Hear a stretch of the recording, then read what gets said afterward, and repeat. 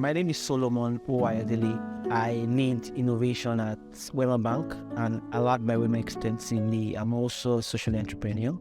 I'm the founder of Boys Coders Africa, registered as Boy Child Information Initiative. I do a lot of things, people, process, technology. My anchor point is utilizing my voice and the enabling power of technology in transforming the future of Africa.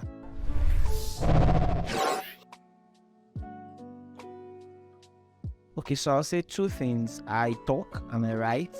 I recall the first time I ever made money from writing was 2020 when I published my book. It was a memoir 2020 called Work in Progress.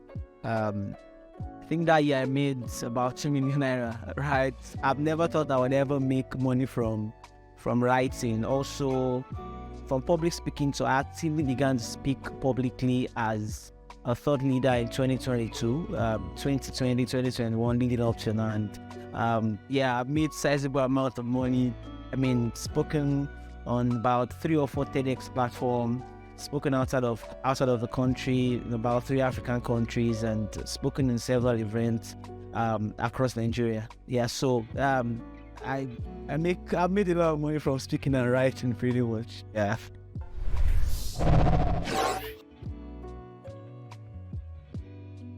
I believe one of my anchor points as human, as me, is my voice. And I believe in the power my voice carries, right? Everything I do is tied towards how I'm able to communicate either my work as a digital transformation strategist or an innovation manager or a social entrepreneur or a boy child advocate, right? For example, through Boys Coders today, we've spoken to over 30,000 boys across 23 cities in Africa today, right? So I utilize that through my writing. I've written a couple of books after my first book in 2020. I've written a book called ABC for Boys that speaks about everything boys need to know about sexual and gender-based violence. So I see how my work, I see how my voice metamorphoses into changing lives, touching lives, and I see people come back to me to say, well, I was blessed by what you said, how you were able to help me, recalibrate my thoughts and my mind. Yeah, so it's a step-by-step thing, and I see the impact daily.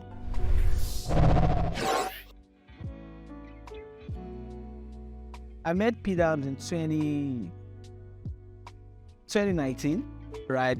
And backstory, I'd gone to Skate City to get something, and I saw this church, singing and dancing. I just said, I was transitioning at that point in my life, so I joined the fellowship that day. It was a cool time and all of that. So just fast forward, the first time I had this one-on-one engagement with Pastor Dan was in 2020 when I enrolled for Dream Academy.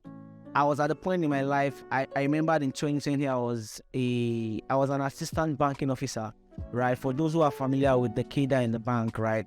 At that point in my life, I felt like I'd gotten to a point where I was beginning to maybe get to the height of it. I felt like I was getting to the height of it, right?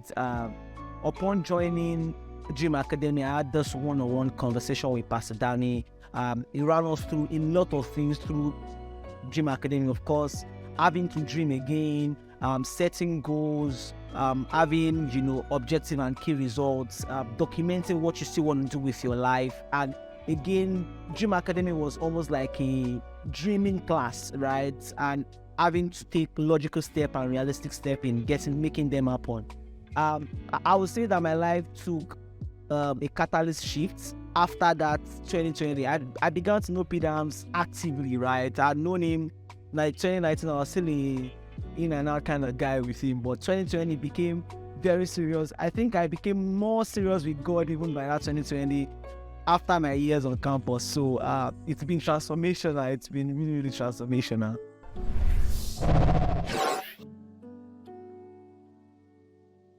So I joined Dream Academy in 2020. I'm not sure I have the right kind of words to describe the weight of that program. And I'm so glad that I had tangible results. When I joined Dream Academy in 2020, a normal banker, I was doing beats with Boys Coders Africa and whatnot.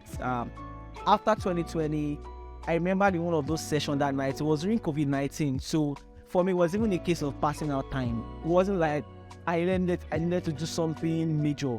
I just feel like, oh, P-Dance is doing something fantastic, Dream Academy, okay, let's just go.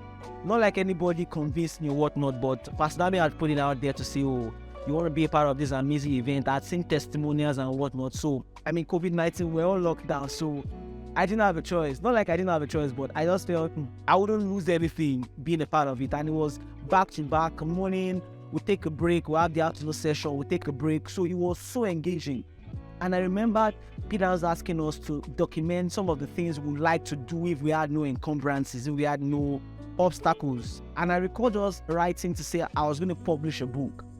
I know I could write, but I'd always been thinking to write a book, you needed a lot of things.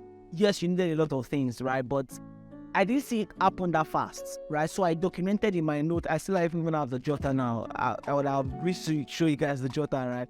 I wrote it down and said I was going to publish my book. And the interesting thing was that I was documenting my memoir. That year, I think 2020, I was 28, right? So for a 28-year-old person writing memoir about a line. But for me, it felt unconventional. So I started documenting. So I wrote down in my note to say I was going to write that book. And I can't remember the months we had Dream Academy then. I think July, August, I'm not sure, but I know that 1st of November, I launched my book. I launched Work in Progress. It was as though I was pumped up, right? And I started writing. Again, people use ghost writing to publish books, which is not bad. But this time around, I wrote myself. I gave to an editor. An editor came back. I added 2 other chapters, and I published the book. And the interesting thing about it was, I didn't write the book because I wanted to make money. I wrote the book because I felt I had this thing in mind. I needed to just share my story with the world. And from the day of the book launch, I made the money I used in publishing the book. Plus, I think I made like ₦1 million the day of the book launch. And I published the book for maybe 500K or thereabout.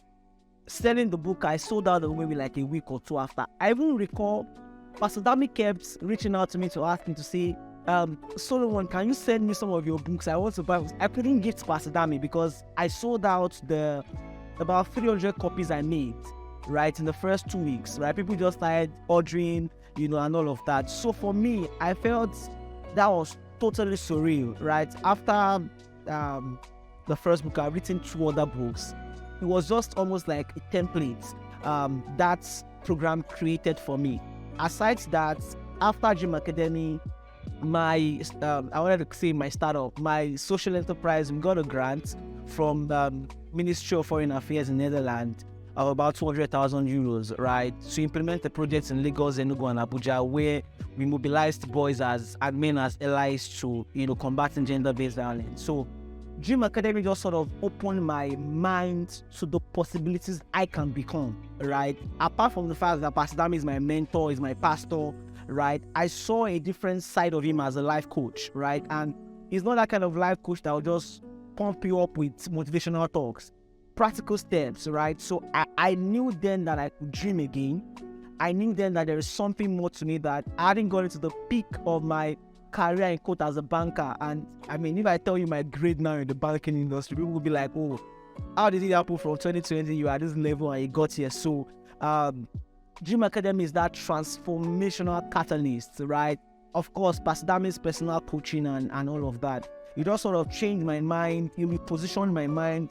I would say the summary is Dream Academy helped me dream again. So I could even think about the other possibilities in my life, right? Yeah, so amazing program.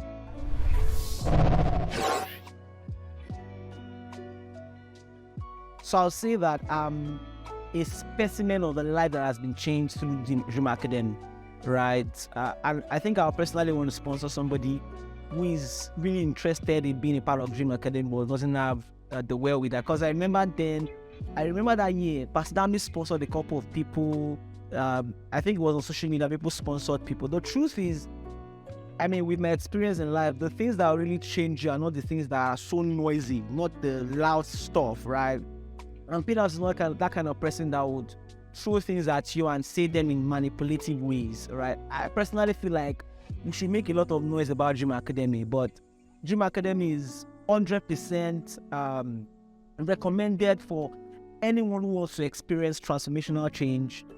3 years ago, I was just an analyst in a Pan-African bank. Today, I lead the innovation team of, of over 5,000 staff members, right? And I built a startup for myself and raised capital. There's a lot of things happening with my life now that I can trace back to that, 3-day, I think it was 3 or 4 events, 3 or 4 days, 3-day events where it was just immersive. It was tiring, but it was life-changing, right? So I'll say, if you're tired of the status quo, if you're tired of being just that normal guy, if you're tired of dreaming, if you've been hit by life, you've been hit by pressures of life, you are even under the murky waters of Lagos pressure, Abuja pressure, Port Harcourt pressure, the rat race and all of that. For all my 9-to-5 guys, this is recommended for you. It's going to show you what else you can do beyond just work, how you can, build something out of what you have today and just make your life beautiful, right? I mean, I'm happier, I'm healthier, I'm enjoying what I'm doing, right? And because the kind of person that would be facilitating this training is somebody I can, I want to say just lay my life down to say I can bet on it, right? PDAMS is going to unhold you, right? Unhold you and help you through. So it is highly recommended for all of my career persons, every one of them out there. I attended a transformational program by Damilola Oluwatoyibo, the King Razor.